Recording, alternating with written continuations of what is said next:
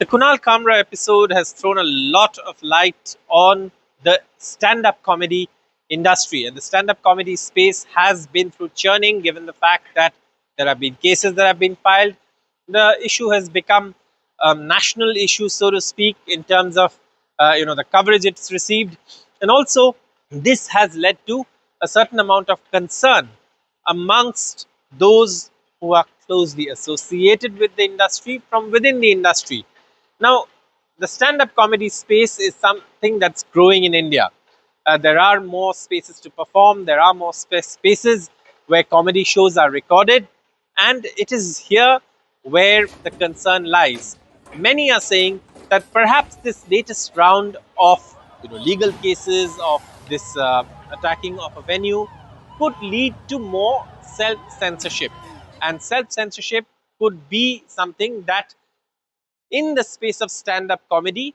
an issue, given the fact that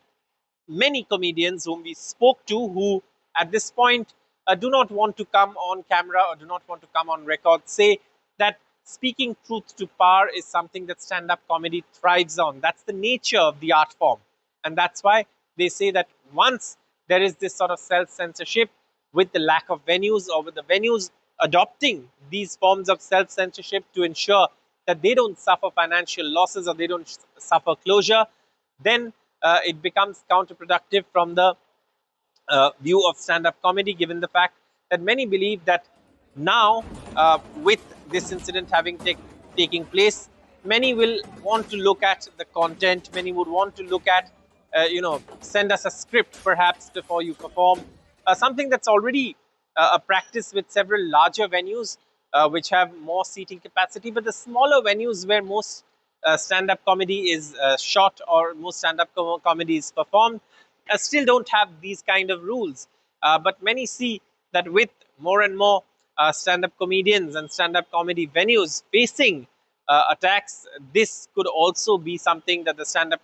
comedy industry is really worried about, and therefore they're talking about this massive issue of self-censorship that looms large, given the fact that stand-up comedy today is one of the areas where there is revenue growth, where there is, of course, many people see it as a career option.